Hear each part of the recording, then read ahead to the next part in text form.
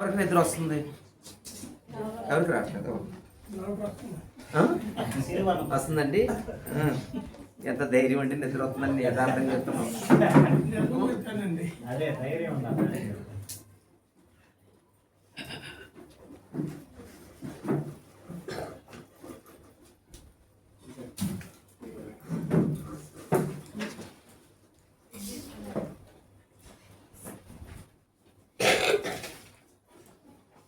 దేవుడు అనుగ్రహించిన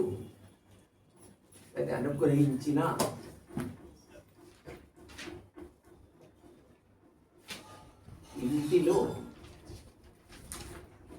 మన పాత్ర.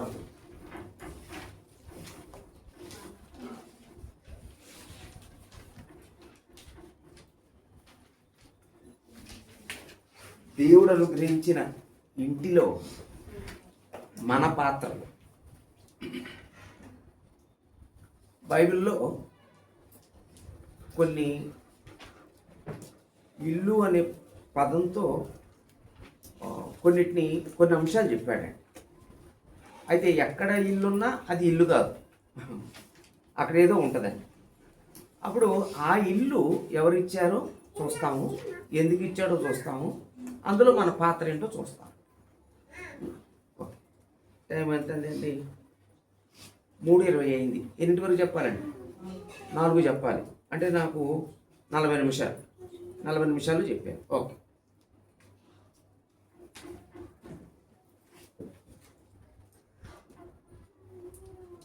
రెండు కొరింథీ 5వ అధ్యాయం 1వ వచనం. భూమి మీద మన గుడారమైన ఈ నివాసము శిథిలమైపోయినను చేతి పని కాక దేవుని చేత కట్టబడినది నిత్యమునైనదైన నివాసము పరలోకమందు మనకున్నదని ఎరుగుదాం. చాలు. ఇక్కడ ఏదో భూమి మీద మన గుడారమైన ఈ నివాసము అన్నాడండి. నివాసం అంటే ఇల్లు. అంటే ఇక్కడ ఏదో ఇల్లు ఉందండి. ఏమి ఇల్లమ్మా? శరీరం అనే ఇల్లండి. అప్పుడు ఇదేమో శరీరమును ఇంటిలో, అయితే శరీరం అనే ఇల్లు. ఇది ఎవరు అనుగ్రహించారండి? ఈ శరీరాన్ని ఎవరు ఇచ్చారమ్మా? అంటే యాంత్రికంగా తల్లిదండ్రులు. కానీ అసలు ఈ శరీరాన్ని నిర్మించింది, ఈ శరీరాన్ని అవయవాన్ని ఏర్పాటు చేసింది ఎవరండి? దేవుడు. అంతేనండి. ఈ శరీరం ఎక్కడి నుంచి వచ్చింది? దేవుడిస్తే వచ్చిందండి. రైట్. అప్పుడు ఒకవేళ దేవుడు ఈ శరీరాన్ని ఇస్తే, అప్పుడు ఈ దేవుడు అనుగ్రహించిన ఈ శరీరమైన ఇంటిలో ఇల్లు అందామండి, లేకపోతే ఇల్లు, ఈ శరీరమైన ఇంటిలో మన పాత్ర. లేకపోతే ఈ శరీరాన్ని ఎందుకు ఇచ్చాడు?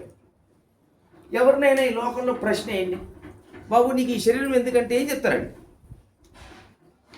ఈ శరీరం ఎందుకంటే ఏం చెప్తారండి?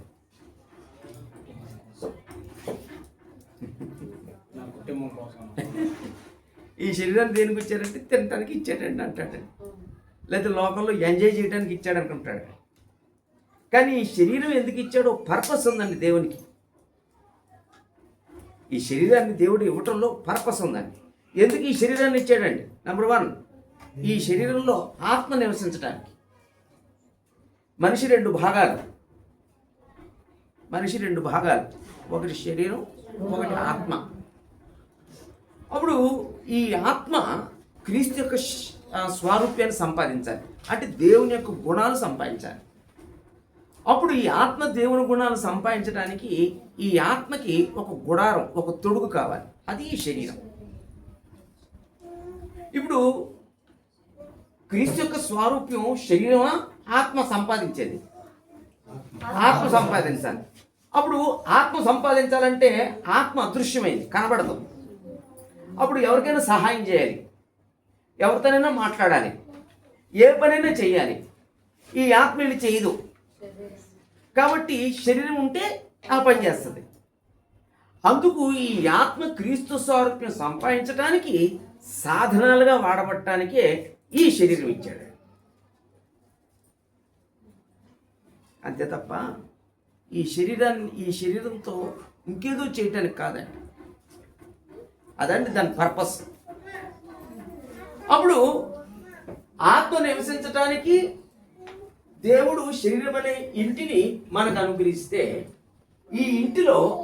ఈ శరీరం అనే ఇంటిలో మన పాత్ర, మనం చేయవలసింది ఏంటండి?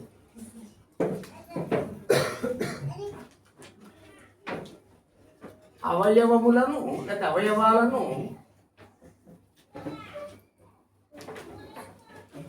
నీతికి సాధనములుగా అప్పగించాలి.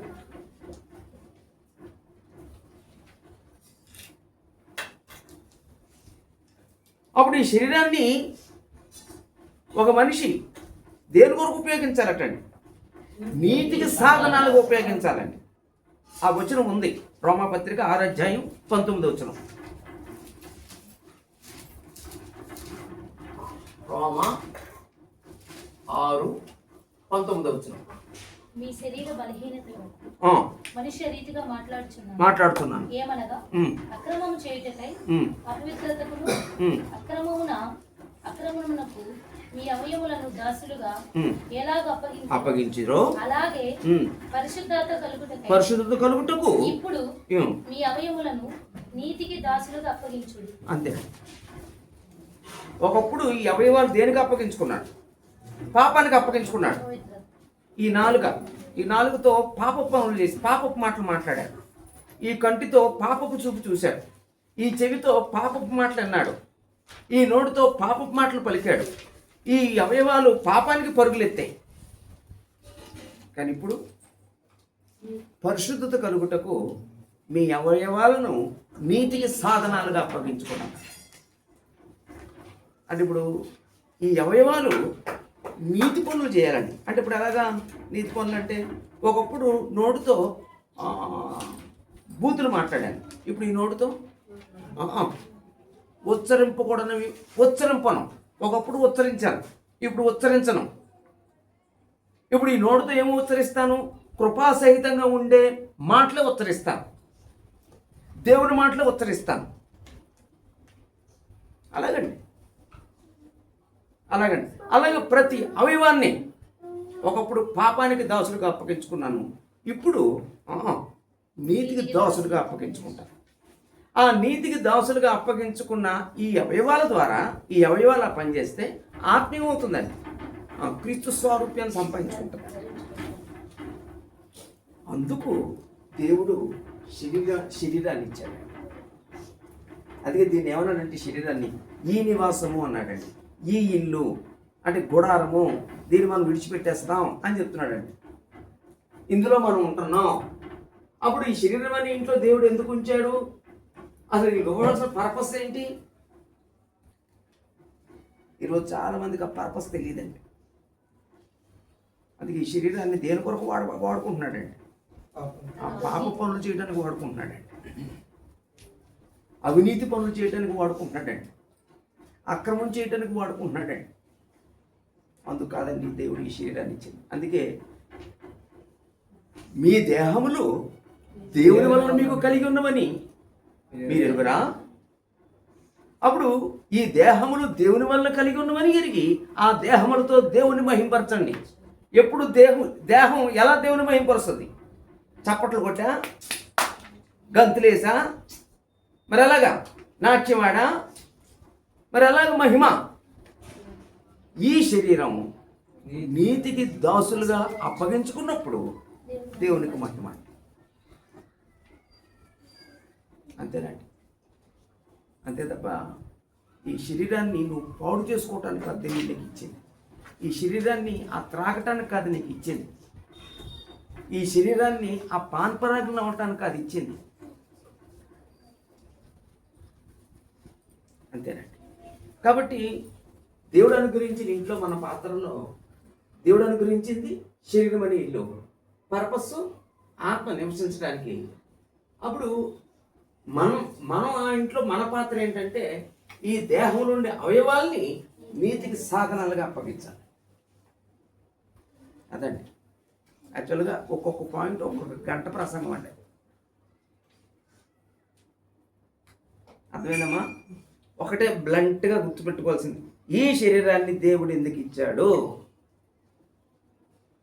నీతికి సాధనాలుగా వాడబడాలి. మన అవయవాలు నీతికి సాధనాలుగా వాడబడుతున్నాయా, పాపానికి సాధనాలుగా వాడబడుతున్నాయా?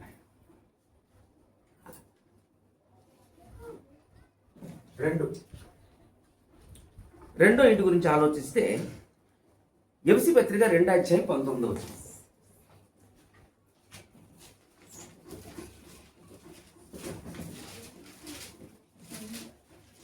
కాబట్టి మీరిక మీదట పరజనులను పరదేశుల ఉండక పరిశుద్ధులతో ఏకపట్టణస్థులై ఉండి దేవుని ఇంటి వారునై ఉన్నారు.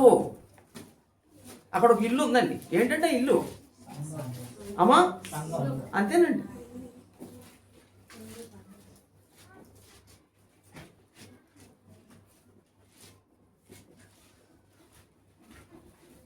సంఘమును ఇల్లు.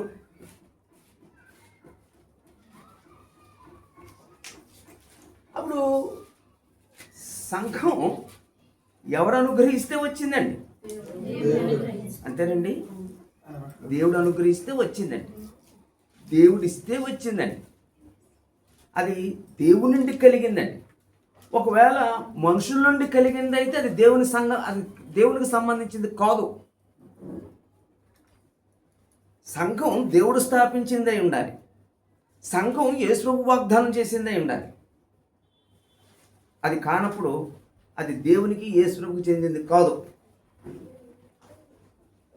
అప్పుడు ఒకవేళ దేవుడు సంఘాన్ని ఇస్తే సంఘం ఎందుకు? పర్పస్ ఏంటి?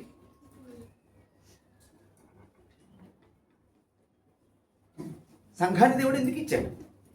ఎప్పుడైనా మనం దాన్ని ఆలోచించామంటే సంఘం దేవుడు ఎందుకు ఇచ్చాడో? అంటే ఇప్పుడు ఒక మొక్క అది విత్తనం వేసినా, ఒకవేళ మొక్క నాటినా అక్కడ ఆ మొక్క పెరగాలి. ఆ మొక్క పెరగటానికి సరైన వాతావరణం ఉండాలి. అప్పుడు మొక్క పెరుగుద్ది. ఒకవేళ వాతావరణం లేకపోతే ఆ మొక్క చచ్చిపోతాయి. అలాగే కుటుంబంలో ఒక వ్యక్తి పెరగాలి. అప్పుడు పెరగటానికి సంబంధించిన వాతావరణం ఆ కుటుంబంలో ఉంటే పెరుగుతాడండి. అది కుటుంబంలో పెరిగిన వ్యక్తులకి బయట రోడ్ల మీద తిరిగే వ్యక్తులకి చాలా తేడా ఉంటుందండి. అంటే ఆ వాతావరణం అక్కడ ఉంటుందన్నమాట. పెరిగే వాతావరణం అంటే పక్షులకు కానీ, మృగాలకు కానీ, చేపలకు కానీ, పశువులకు కానీ అవి పెరగటానికి కావలసిన సముచిత వాతావరణం ఉంటుందండి. అలాగే ఒక వ్యక్తి పరిశుద్ధుడిగా బ్రతకాలి, యథార్థంగా బ్రతకాలి. ఇంకొక మాట చెప్పాలంటే దేవుని పోలికలో సృష్టించబడిన వ్యక్తిగా దేవుని కుమారుడుగా పెరగాలి. ఇంకో మాట చెప్పాలంటే క్రీస్తు స్వరూపం పెంచుకోవాలి. ఇప్పుడు ఒక మాట చెప్తానండి, దేవుడు ఈ సృష్టిని సృష్టించాడు. పర్పస్ ఏంటండి? మనం క్రీస్తు స్వరూపం సంపాదించడానికి. దేవుడు మనల్ని పుట్టించాడు లేదా సృష్టించాడు. పర్పస్ ఏంటండి? మనం క్రీస్తు స్వరూపం సంపాదించడానికి. దేవుడు మనకు భౌతిక దీవెనలు ఇస్తున్నాడు. ఎందుకు ఇస్తున్నాడండి? మనం క్రీస్తు స్వరూపం సంపాదించడానికి. మనకి ఆయుష్ని ఇస్తున్నాడు, ఆరోగ్యాన్ని ఇస్తున్నాడు, ధనాన్ని ఇస్తున్నాడు, విద్యను ఇస్తున్నాడు, ఉద్యోగాన్ని ఇస్తున్నాడు, బిడ్డల్ని ఇస్తున్నాడు, కుటుంబాన్ని ఇస్తున్నాడు. అన్నిటి వెనుక పర్పస్ ఏంటంటే నువ్వు క్రీస్తు స్వరూపం సంపాదించడానికి. అప్పుడు క్రీస్తు స్వరూపం సంపాదించడానికి వాతావరణం కావాలి. ఆ క్రీస్తు స్వరూపం పెరిగే వాతావరణం ఎక్కడ ఉంటుందంటే సంఘం. అందుకు దేవుడు సంఘాన్ని ఇచ్చాడండి. సంఘాన్ని ఇచ్చాడు. అప్పుడు సంఘాన్ని దేవుడు ఇస్తే పర్పస్ ఏంటంటే చూసాము. ఇప్పుడు ఆ సంఘం అనే ఇంట్లో మన పాత్ర ఏంటండి? సంఘం అనే ఇంట్లో మన పాత్ర ఏంటండి?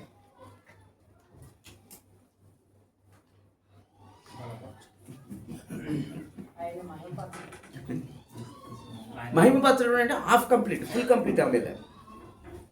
మరి ఫుల్ కంప్లీట్ అదే. ఇప్పుడు మనం ఏం చేయాలండి? అది ఏం చేయాలండి? సంపాదించడానికి ఏం చేయాలండి? ఆత్మీయంగా అది ఆత్మీయతకి ఏం చేయాలండి? నాట్యం నేర్చుకోవడానికి ఏం చేయాలండి? ఒక్క శరీరం మందులు అనే వినాలి.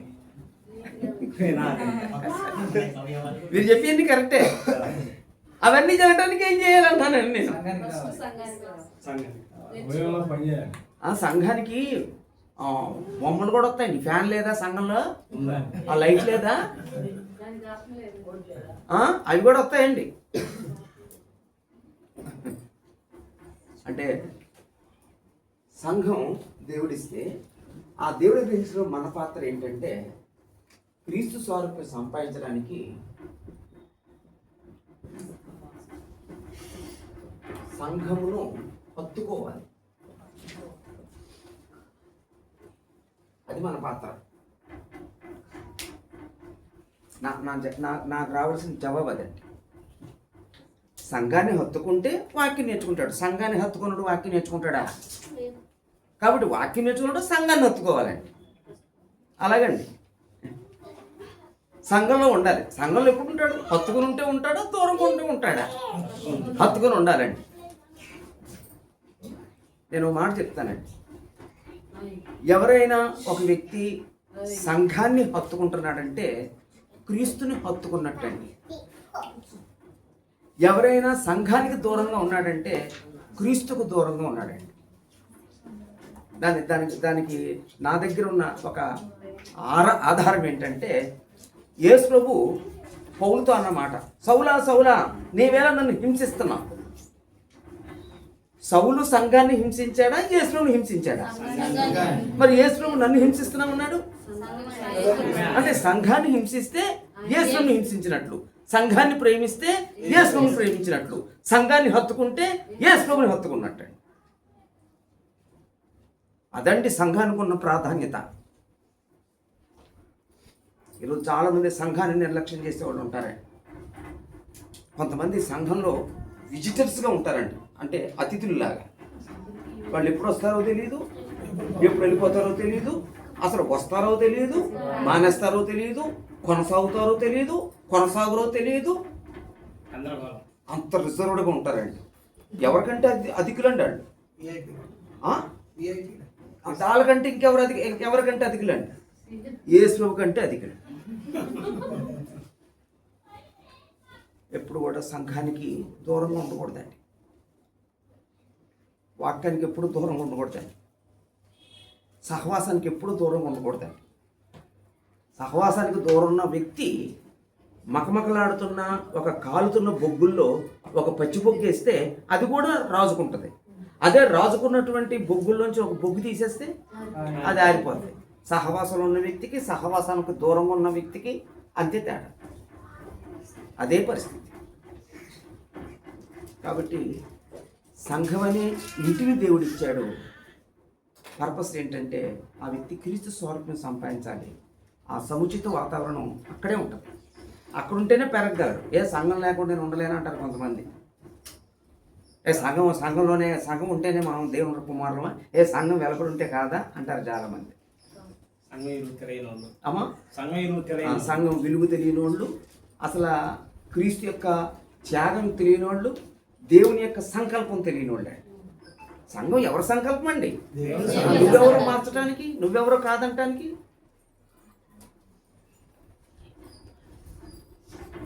కాబట్టి ఎప్పుడు కూడా సంఘాన్ని నిర్లక్ష్యం చేయకూడదండి. సంఘాన్ని పట్టుకొని బ్రతకాలి. ఇప్పుడు కుటుంబంలో యజమానుడు ఉన్నాడు, ఆ ఇంట్లోనే ఉంటున్నాడు, కానీ కుటుంబాన్ని పట్టించుకోడు. కుటుంబాన్ని హత్తుకున్నట్ట, కుటుంబాన్ని హత్తుకోనట్ట. ఇప్పుడు ఒక వ్యక్తి కాలేజీకి చదవాలి, కాలేజీకి వెళ్తలేదు, చదువుతున్నానని బయటికి వెళ్తున్నాడు. ఇప్పుడు కాలేజీని హత్తుకున్నట్ట, కాలేజీని హత్తుకోనట్ట? అంతేనండి. నేను బాప్తిజం పొందాను, సంఘానికి నా ఇష్ట ప్రకారం ఎప్పుడో వెళ్తాను, ఏదో 6 నెలలకు ఒకసారి కనబడతాను, 3 నెలలకు ఒకసారి కనబడతాను, సంవత్సరానికి ఒకసారి కనబడతాను. అతను సంఘాన్ని హత్తుకున్నట్ట, హత్తుకోలేనోడా? అంతేనండి. కాబట్టి ఎప్పుడు కూడా నిర్లక్ష్యం చేయొద్దండి. సంఘాన్ని హత్తుకోవటం అనేది నిర్లక్ష్యం చేస్తే క్రీస్తుకి నీకు సంబంధం లేదు. క్రీస్తుకి నాకు సంబంధం లేకపోతే దేవునికి నాకు సంబంధం లేదండి. అంతే.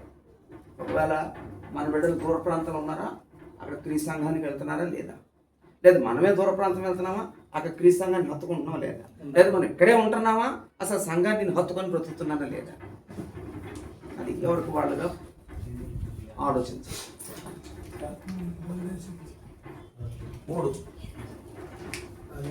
3 ఇంకో ఇంటి దగ్గరికి వెళ్దామండి.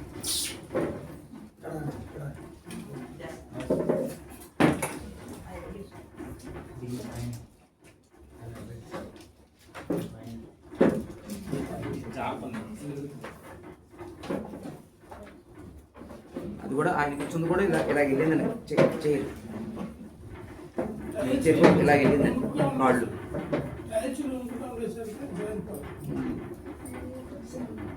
ఇంకో ఇంటి దగ్గరికి వెళ్దాం. మత్తయి సువార్త 7:14.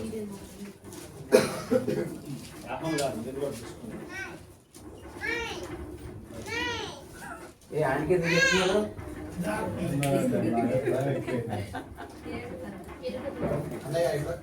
మత్తయి సువార్త 7:14. అమ్మా ఇరుకు 24 అమ్మా, సారీ. కాబట్టి ఈయన మాటలు విని వాడు చొప్పున చేయి ప్రతివాడు బండ మీద తన ఇల్లు కట్టుకొనిన బుద్ధిమంతుని పోలి ఉన్నాడు. వాన కురిసెను, వరదలు వచ్చాను, గాలి విసిరి ఆ బండ ఇంటి మీద కొట్టాను, కానీ దాని పునాది బండ మీద వేయబడిన కనుక అది పడలేదు. ఇక్కడ ఒక ఇల్లు ఉందమ్మా, ఏదో ఇల్లు. యేసు చెప్పిన ఇక్కడ ఒక ఉపమానం అండి. రెండు పునాదులు చెప్పాడండి. 2 పునాదుల మీద కట్టిన ఇంటిని గురించి మాట్లాడాడండి. ఒకటి ఇసుక మీద కట్టిన ఇంటి గురించి, ఒకటేమో బండ మీద కట్టిన ఇంటిని గురించి. ఏదో పాట కూడా ఉంది కదమ్మా, సండే స్కూల్లో పాట. అది ఏ పాటమ్మా? సండే స్కూల్ ఉందండి మీకు ఇక్కడ లేదా? ఇప్పుడు పిల్లలకి పాట నేర్పరండి, అది నేర్పుతారండి. పోనీ ఏ పాట అండి అది? వాన వచ్చాను తుఫాను పోయింది అలా చెప్తారా? అది ఒకటి పట్టుకున్నాను.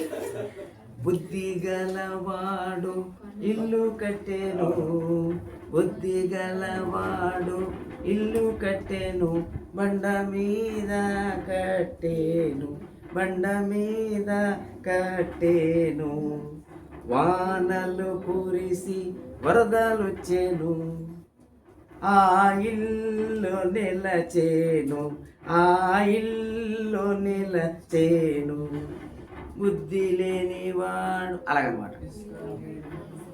అలాగే అంటే అది ఎప్పటి నుంచో నా చిన్నప్పుడు పాట అండి. అది అలా పిల్లలకి నేర్పేవారండి. ఓకే. అప్పుడు అక్కడ ఏంటంటే ఆ ఇల్లు ఏంటండి, అక్కడ ఇల్లు ఏంటండి? అక్కడ బండ మీద కట్టిన ఇల్లు ఏంటి, ఇసుక మీద కట్టిన ఇల్లు ఏంటండి? అమ్మా అంటే నేనేం ఆత్మ సంబంధమైన ఇల్లు అన్నాను.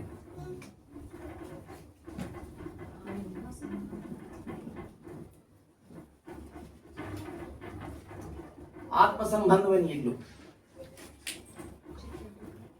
అంటే 2 అక్కడ ఆత్మ సంబంధమైనవే. అయితే ఆత్మ సంబంధమైన ఇల్లు బండ మీద కడితేనేమో స్థిరంగా ఉంటుంది, ఇసుక మీద కట్టబడితేనేమో అస్థిరంగా ఉంటుంది. అలాగా అప్పుడు ఒకవేళ ఈ ఆత్మ సంబంధమైన ఇంటిని దేవుడు ఇస్తే మన పాత్ర ఏంటండి? మన పాత్ర ఏంటండి? ఆ విశ్వాసమందు స్థిరంగా నిలబడటానికి ఎలా ఉండాలండి? విశ్వాసములో స్థిరులై ఉండాలి, స్థిరంగా ఉండాలి. అంటే అస్థిరుడిగా ఉండకూడదండి, స్థిరుడై ఉండాలండి. ఇప్పుడు కొంతమంది గురించి మాట్లాడితే ఏమోనండి, ఈ వ్యక్తి కొనసాగుతాడో లేదో తెలియదండి, ప్రార్థనకు వస్తున్నాడు కానీ కొనసాగుతాడో లేదో తెలియదండి, ఆ సహోదరి వస్తున్నారు ఏమో వాడి గురించి చెప్పలేమండి.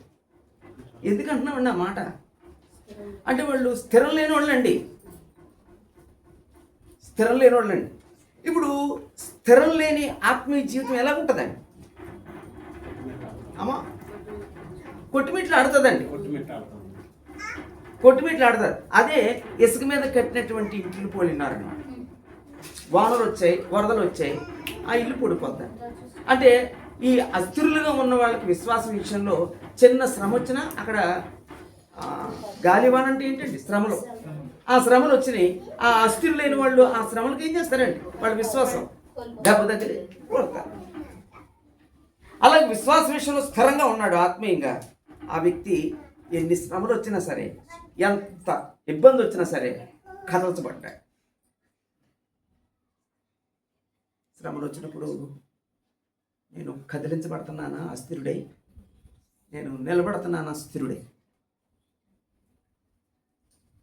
అదండి మనం దేని మీద కట్టబడ్డాం. మనం దేని మీద కట్టబడుతున్నాం? మన ఆత్మ సంబంధమైన జీవితం దేని మీద కట్టబడుతుంది? అలా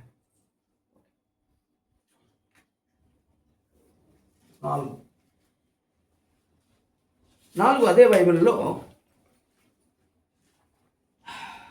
సామెతల గ్రంథము 14 అధ్యాయము 1వ వచనం. ఇది అందరికీ తెలిసిన వచనమే.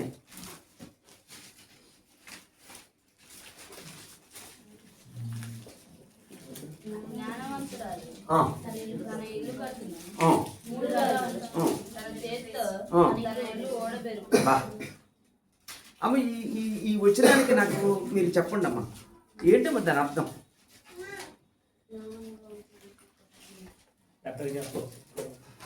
చెప్పండి అమ్మా. జ్ఞానం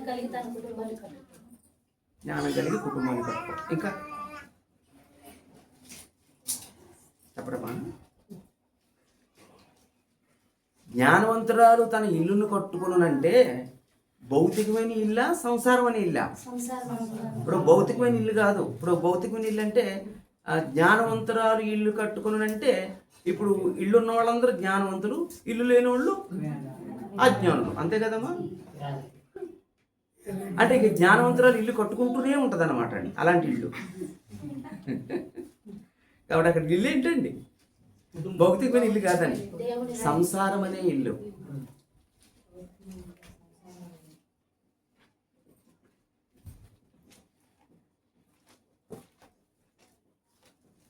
సంసారమను ఇల్లు. ఈ సంసారం అనే ఇంటిని దేవుడు ఎందుకు ఇచ్చాడు? చక్కదిద్దుకోవటానికి ఇచ్చాడా, పాడు చేసుకోవటానికి ఇచ్చాడు? కొంతమంది తమ అజ్ఞానం చేత కానీ, తమ అవివేకం చేత కానీ తమ సంసారాన్ని తామే పాడు చేసుకున్న వాళ్ళు ఉంటారా? అందుకే అజ్ఞానులు అనే మాట వాడాడు. తన చేతులతో తానే ఓడబెరుకునంటే తన చేతులారా సంసారాన్ని నాశనం చేసుకోవటం. అలాంటి స్త్రీలు సహోదరులు ఉంటారు కదమ్మా, చాలామంది ఉంటారు. ఇప్పుడు పెద్దలు చాలామంది కొన్ని విషయాలు చెప్తారండి. అంటే పూర్వీకులు ఎలాగంటారంటే, అంటే సంసారం ఎలా పాడవద్దో దాని గురించి చెప్తున్న చిన్న విషయం అండి.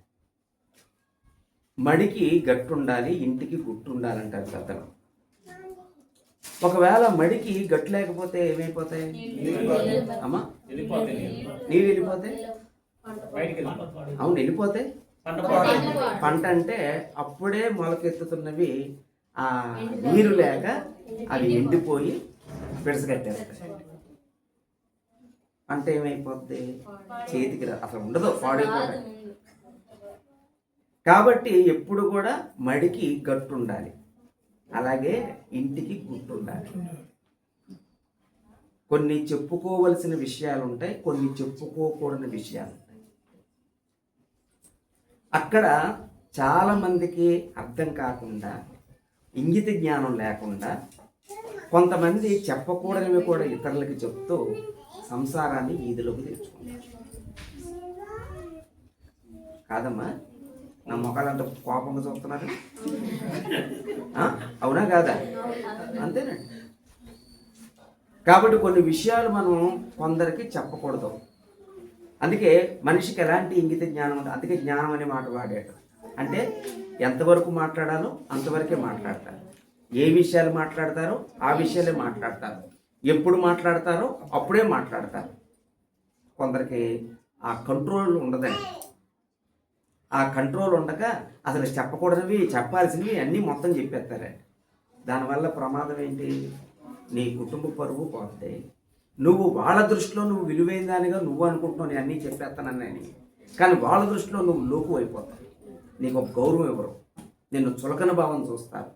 అంతేకాకుండా నీ కుటుంబంలో నీ కుటుంబ సభ్యుల గురించి ఎవరికైతే చెప్పావో వాళ్ళు నీ కుటుంబ సభ్యుల్ని చాలా హీనంగా చిన్నచూపు చూస్తారు. పోనీ సరే చెప్పావు, నా అని చెప్పావు, మన అని చెప్పావు, వాళ్ళు కడుపులో పెట్టుకుంటారు. మరి వాళ్ళు ఏం చేస్తారు? అది కూడా మీరే చెప్తున్నారు. అమ్మా వాళ్ళు చెప్తే ఇప్పుడు వాళ్ళు కడుపులో పెట్టుకుంటారా? వాళ్ళు మరొకరికి చెప్తారు. సరే ఇక్కడ ఉన్నదేమో పావలు అయితే వాళ్ళు ఇతరులకు చెప్పేది ఎంత చెప్తారు? అంటే ఎక్కువ చేసి చెప్తారు. కాబట్టి ఇక్కడ సంసారాన్ని ఈదిలోకి, సంసారాన్ని పాడు చేసుకోవటానికి మన తొందరపాటు, మన అజ్ఞానం కాస్త గుట్టుగా రహస్యంగా లేని పరిస్థితులే. కొన్ని గుట్టుగానే ఉండాలి, కొన్ని పరిస్థితులు చెప్పకూడదు, అవి వెళ్ళకూడదు బయటికి. కానీ కొంత అజ్ఞానవంతులు ఏం చేస్తారు, అన్నింటినీ ఇప్పుడు ఏంటో పెద్ద ఫ్రెండ్లీ షేర్ చేసుకోవాలి, నాకు షేర్ చేసుకునేవి కావాలి, షేర్ చేసుకునేవాడు కావాలి. అది ఎంతవరకు నీకు షేర్ చేసుకోవడానికి?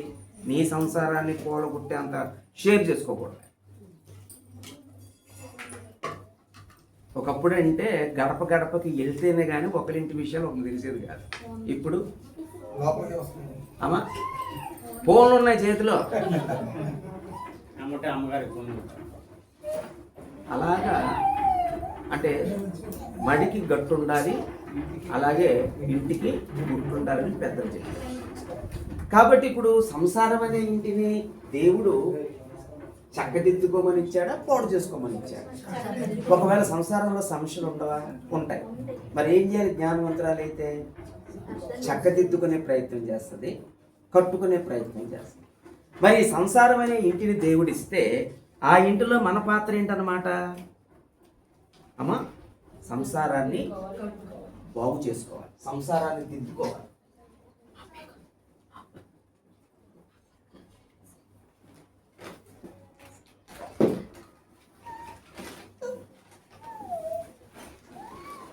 సంసారాన్ని ఎవరు పాడు చేసుకోకూడదు.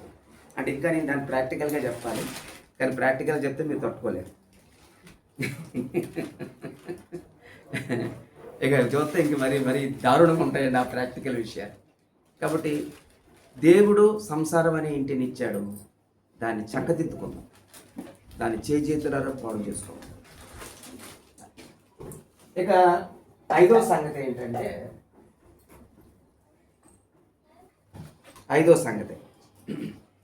కీర్తన 127 కీర్తన 3-5 వచనాలు. కుమారులు యెహోవాను ప్రేమించు స్వాస్థ్యము, గర్భఫలము ఆయన ఇచ్చు బహుమానము. యవ్వన కాలమందు పుట్టిన కుమారులు బలవంతుల చేతిలో బాణముల వంటి వారు. వారితో తన అమ్ముల పొది నింపుకొని వాడు ధన్యుడు. అటివారు సిగ్గుపడిక గుమ్మములో తన విరోధులతో వాదించుదురు. ఇక్కడ 127 కీర్తన ఉన్న ఇల్లు ఏంటండి? యెహోవా ఇల్లు కట్టించల్లా దాని కట్టువారి ప్రయాస. అక్కడ ఇల్లు ఏంటండి? అక్కడ కుటుంబం అనే ఇల్లు.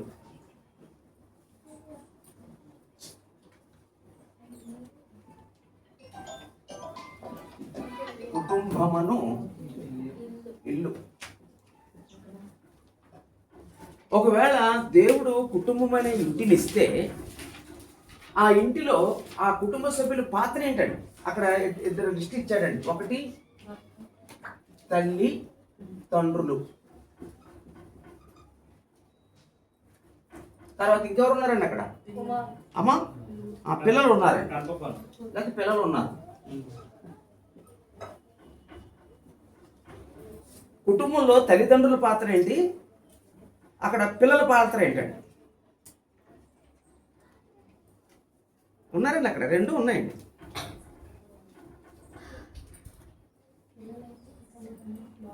అమ్మా పిల్లలు తల్లిదండ్రులకు తల్లిదండ్రులకు లోబడాలి. ఇంకా తండ్రి తన కుటుంబాన్ని సంరక్షించాలి, ఉమ్, ఉమ్, ప్రేమించాలి తండ్రి. ఉహు. చూడండి 4వ వచనం. యవన కాలమందు పుట్టిన కుమారులు కుమారులు బలవంతుని చేతిలోని ఇంతకీ బాణాలు ఎవరు? బలవంతుడు ఎవరు? బలవంతుడేమో తల్లిదండ్రులు, బాణాలేమో పిల్లలు. అంటే ఇప్పుడు తల్లిదండ్రులు ఎలా ఉండాలండి? కుటుంబంలో బలవంతులై ఉండాలండి.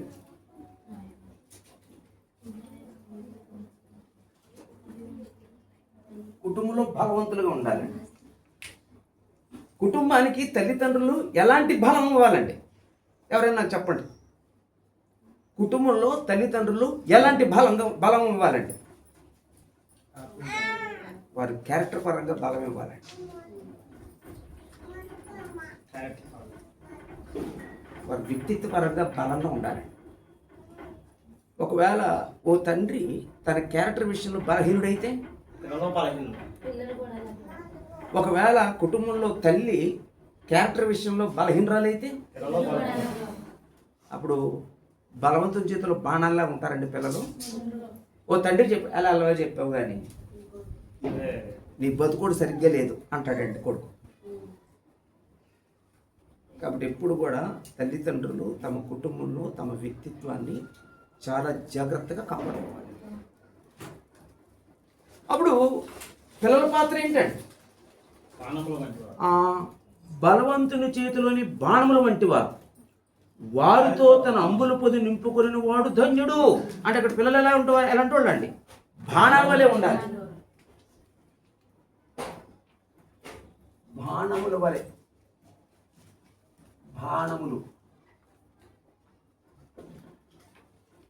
ఎలాంటి బాణం అండి? ఇరిగిపోయిన బాణమా, ఒగ్గిపోయిన బాణమా?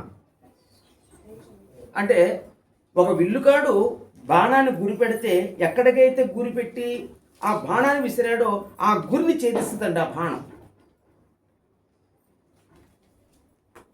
ఈరోజు కొన్ని కుటుంబాల్లో పిల్లలు బాణాల్లో లేరండి. బాణంగా ఉన్న పిల్లలు తిరిగి తల్లిదండ్రులు గుండెకి గుచ్చేటట్టుగా ఉన్నారండి.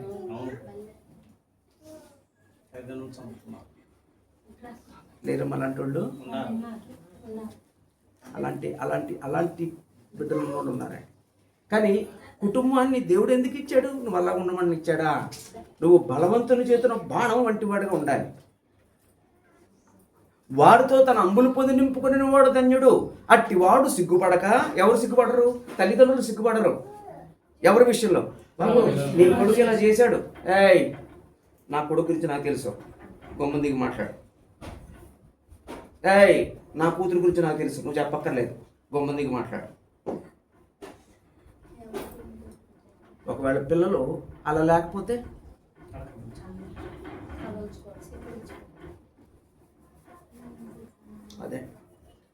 అదండి కుటుంబం. ఏదో తిండి తిని అది కాదు కుటుంబం అంటే. అది కాదండి కుటుంబం అంటే. కుటుంబం అంటే అది. కాబట్టి క్యారెక్టర్ విషయంలో తల్లిదండ్రులు బలవంతులై ఉండాలి. పిల్లలు ఎలా ఉండాలి? ఆ బలవంతుని చేతులు మనలా ఉండాలి. తమ తల్లిదండ్రులు సిగ్గుపడక విరోధులతో వాదించేటట్టుగా ఉండాలండి. ఏయ్ నా కొడుకు కూతురు గురించి వాళ్ళ మాట్లాడదు, ముందు గొమ్మందిగో, నువ్వెవడో మా కుటుంబం గురించి మాట్లాడటానికి అలా ఉండాలండి. అలా తలమానికంగా ఉండాలండి పిల్లలు. అమ్మా అలా లేకపోయినా మాట్లాడుతున్నారు తల్లిదండ్రులు పిల్లల విషయం. అంటే అంత పని మీరు ఉండేది.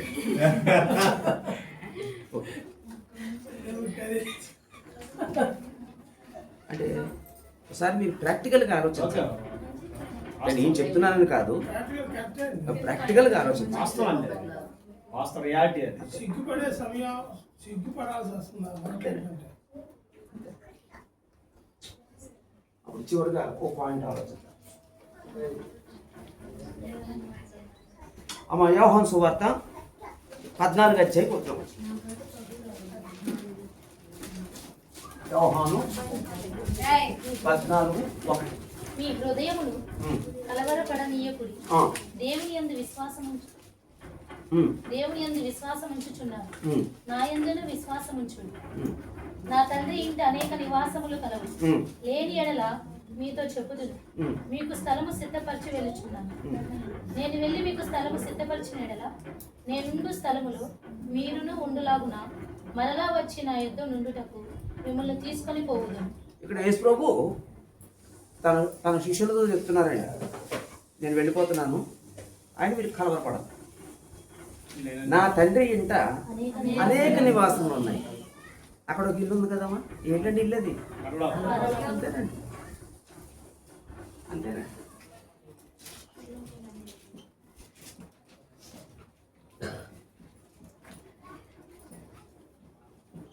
పరలోకం అనే ఇల్లు.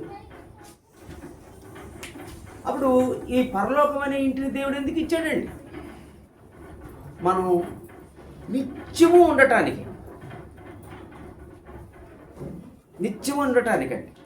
అందుకే యేసు వారు కూడా ఆ మాట అంటారండి, నేను వెళ్ళి మీకు స్థలం సిద్ధపరచి వెళుచున్నాను. నేను స్థలం సిద్ధపరిచి ఆ స్థలంలో నాతో పాటు మీరు ఉండులాగున నేను మరలా వస్తాను మిమ్మల్ని తీసుకెళ్తాను. ఎందుకు వస్తారండి యేసు ప్రభు?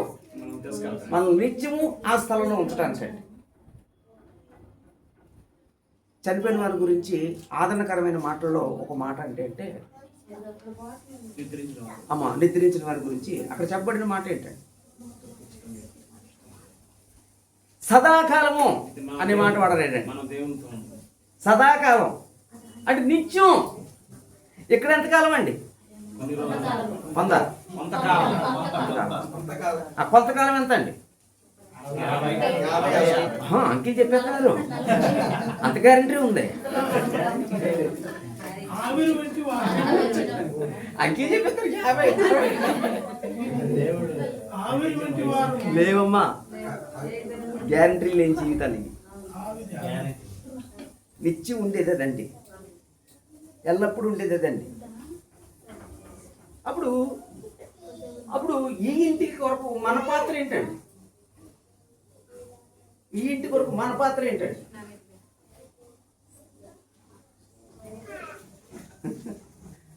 యోహాన్ గారు, ఈ ఇంటి కొరకు మన పాత్ర ఏంటండి? సిద్ధపడి నిరీక్షణ కలిగి ఉందాము.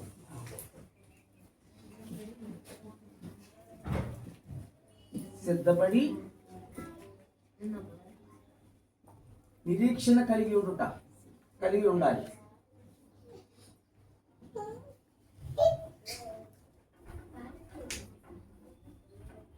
అంటే ఆ ఇంటి కొరకు ఈ భూమి మీద ఉన్న మనం ముందుగానే సిద్ధపరచుకోవాలి. కానీ ప్రస్తుతం భౌతికమైన ఇంటి అక్కర, భౌతికమైన ఇంటి అవసరత మనుషులందరికీ తెలుసు. అందుకే దానికోసం ప్రయాసపడతాం. అంతే ఎందుకండి, మన ఉమ్మడి కుటుంబాల్లోనే ఒక చిన్న చమత్కారం జరుగుద్దండి. కలిసే ఉంటారు కానీ కార్డులో మాత్రం కలిసి ఉండరండి. రేషన్ కార్డు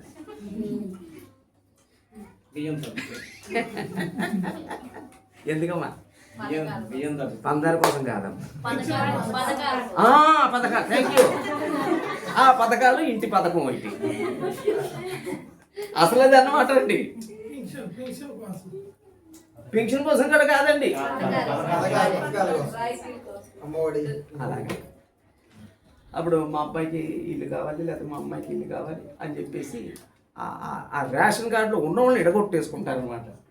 అంటే ఎందుకోసం అండి? ఆ పథకాల కోసం, లేదంటే ఆ ఇంటి కోసం, లేదంటే ఆ స్థలం కోసం, లేదంటే ఏదో బెనిఫిట్ కోసం. మరి పరలోకం కోసం ఎప్పుడైనా మన బిడ్డల కోసం అలాగే మనం ఆలోచించుంటామా? నా బిడ్డ కొరకు పరలోకాన్ని సిద్ధపరచాలి, నా బిడ్డల కొరకు ఆ నిత్య జీవాన్ని సిద్ధపరచాలి, నా బిడ్డల్ని దేవుని కొరకు సిద్ధపరచాలి, నా బిడ్డల్ని నిత్య జీవం కొరకు సిద్ధపరచాలి, నా బిడ్డల్ని జీవాన్ని పెంపొందించుకునే విషయంలో సిద్ధపరచాలి. అమెరికా వెళ్ళటానికి సిద్ధపరుస్తామేమో తప్ప పరలోకానికి వెళ్ళటానికి మాత్రం సిద్ధపరచాలి. కాబట్టి మన పాత్ర ఏంటంటే సిద్ధపడాలి, 2 నిరీక్షించాలి. అప్పుడు మన నిరీక్షణ ఎలాంటిదై ఉండాలంటే శుభప్రదమైనదై ఉండాలి.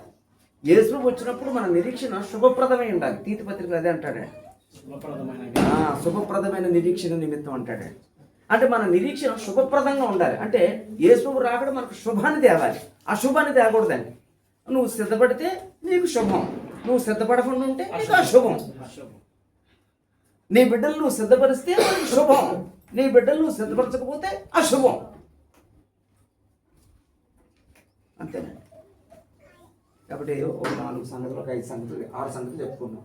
దేవుడు అనుగ్రహించిన ఇంటిలో మన పాత్రలు: శరీరం అనే ఇల్లు, సంఘం అనే ఇల్లు, ఆత్మ సంబంధం అనే ఇల్లు, సంసారం అనే ఇల్లు, కుటుంబం అనే ఇల్లు, పరలోకం అనే ఇల్లు. జస్ట్ దాన్ని అలాగ ఆలోచించాం. ఇంకా మీరు ఆలోచించవచ్చు బైబిల్లో. నేనే కొన్ని 6 ఉదాహరణలు రాశాను. ఇంకొన్ని చాలా ఉన్నాయి అలాంటి. హృదయం అనే ఇల్లు అలాంటి. కాబట్టి ఇవి ఏదో మనం సరదాగా చెప్పుకుందాం, వాస్తవేనమ్మా.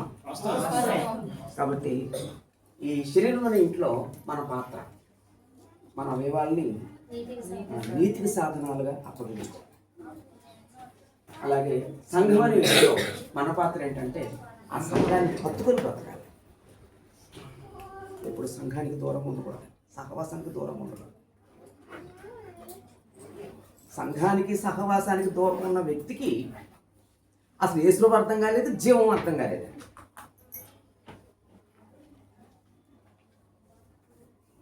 అంతేనా? ఆ తర్వాత ఆత్మ సంబంధం ఇంట్లో తన పాత్ర ఏంటంటే విశ్వాసం విషయంలో స్థిరై ఉండాలి, స్థిరంగా ఉండాలి.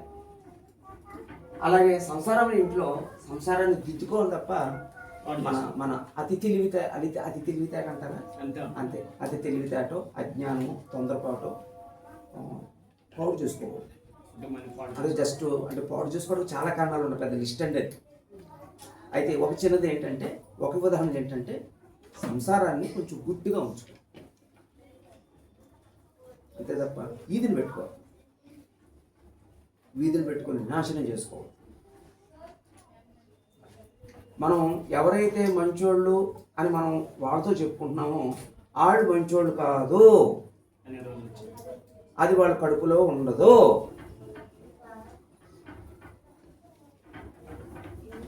మనం ఒక విషయం బయటకు వెళ్తుందంటే అది 10 మందికి చేరుకునేలాక ఇంకా అది పెరిగిపోతుంది.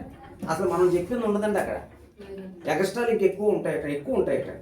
కాబట్టి జాగ్రత్త. అలాగే కుటుంబం అని ఇల్లు ఇచ్చాడు. అక్కడ తల్లిదండ్రులు ఎలా ఉండాలంటే తమ క్యారెక్టర్ విషయంలో, వ్యక్తిత్వ విషయంలో బలంగా ఉండాలి. పిల్లలు ఎలాగ ఉండాలి? ఆ బలవంతుని చేతిలో బాణాలు. బిడ్డలు తల్లిదండ్రులు తలెత్తుకునేటట్టుగా బ్రతకాలి. ఆ కన్నాలే నీ కొడుకుని అంటే అయిపోయింది. అలాగే ఇప్పుడు ఉండకూడదు. ఆ తర్వాత పరలోకం అనే ఇల్లు సిద్ధపడి దాని కొరకు నిరీక్షించాలి. అలా బ్రతకడానికి సిద్ధపడు. అర్థమైందమ్మా? ఈ రోజంతా మనకు ఉపయోగపడతాయి. మేము ఏమన్నా అనకపోతే అలాగా కుదరదుగా, ఏదో ముఖస్థితి కోసం మాట్లాడతారు అంతేనమ్మా? ఉపయోగపడుతుందమ్మా? ఉపయోగపడితే ఈ క్లాస్ పెట్టినందుకు మీకు ఉపయోగం, ఈ క్లాసు నుంచి వచ్చినందుకు వేస్ట్ కాలేదన్నమాట. లేదంటే వేస్ట్. Very good. దేవుని యొక్క వాక్యం మీరు అందరూ విన్నారు. అది మీ కుటుంబాలకి, మీ జీవితాలకి ఉపయోగపడేటట్లుగా దేవుడు దీవించినందుకు దేవునికి కృతజ్ఞతలు చెల్లిస్తూ, ఇక్కడున్న స్థానిక సంఘం ఈరోజు ఈ కార్యక్రమం ఏర్పాటు చేశారు. ఈ కార్యక్రమం ఏర్పాటు చేయడానికి సహకరించిన మీ అందరిని నేను మనస్ఫూర్తిగా అభినందిస్తాను. ఇలాంటి సహకారం ఇది కాదండి, ఇంకా పెద్దవి చేయాలండి. మీరు పెద్దవి చేయాలి, గొప్పవి చేయాలి. నరసరావుపేటలో అనేక మందికి మేలు చేయాలి. ఇక్కడున్న సంఘం ఈ ప్రాంతానికి దీవెనకరంగా, ఆశీర్వాదకరంగా ఉండాలి. అది మీ చేతుల్లో పెట్టాడు దేవుడు. కాబట్టి మిమ్మల్ని అందరినీ అభినందిస్తున్నాను. అలాగే సహోదరులు శ్యామ్ గారు ప్రేమతో నన్ను ఆహ్వానించారు. వారికి, వారి కుటుంబానికి నా ప్రత్యేకమైన వందనాలు. అలాగే శ్యామ్ గారు దగ్గరికి ఇలా రావడంలో శ్యామ్ గారు శ్రీనివాస్ గారిని రిక్వెస్ట్ చేస్తే శ్రీనివాస్ గారు నాకు రిక్వెస్ట్ పెట్టారు. వారు సహకారంతో కూడా ఈ కార్యక్రమం నడిపిస్తున్నందుకు, అలాగే ఇక్కడ ఉన్న తోటి సువార్థికులకు పరిచారకులందరికీ కూడా నా వందనాలు తెలియజేస్తూ, నా కొరకు, మా కుటుంబం కొరకు, మేము పనిచేస్తున్న స్థానిక సంఘం కొరకు ప్రతి ఒక్కరూ ప్రార్థన చేయవలసిందిగా కోరుతున్నాను. అందరికీ వందనాలు. Thank you very much.